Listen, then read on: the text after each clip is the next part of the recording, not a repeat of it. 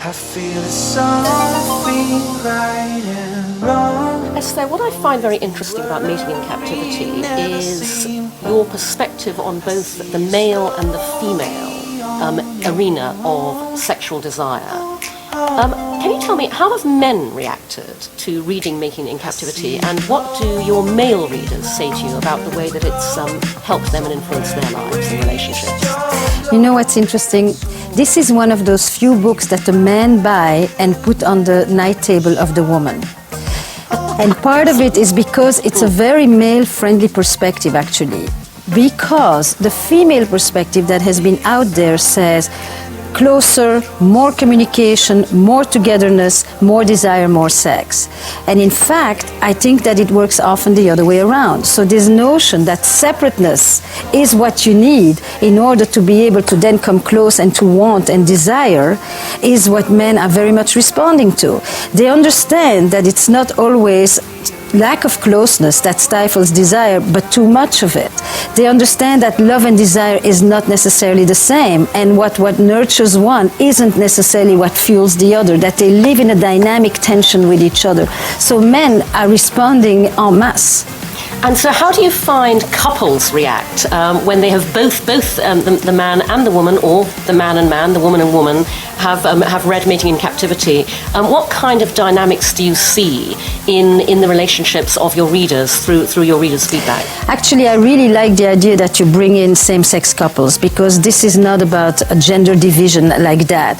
This is really about how people nurture that sense of aliveness, of vibrancy, of wanting, of being attracted and desirous of another and feeling it on the inside.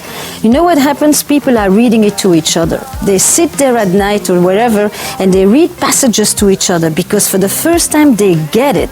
They get that the quest for security and stability doesn't necessarily go together with our quest for adventure and passion and novelty, and that you have to manage that paradox, that it's not just a problem that you solve.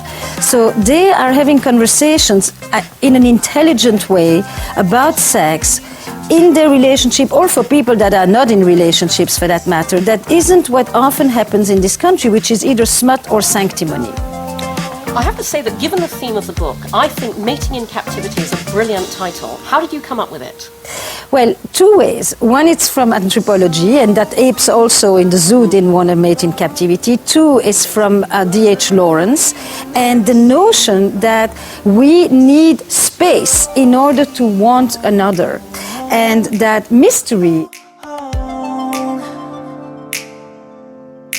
I see you always wanna go somewhere to waste your golden season. So it was very simpatico that she chose that particular piece.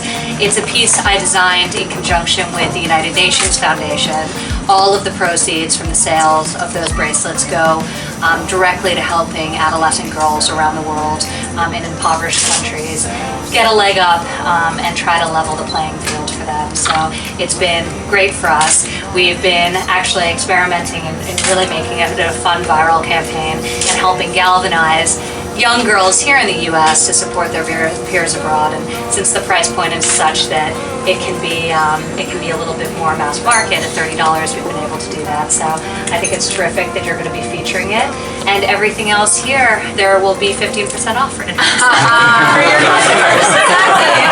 So thank you to all the men who are here before Valentine's Day. I apologize in advance. If you're in trouble and you got suckered into this one. But thank you. It's been a great fun.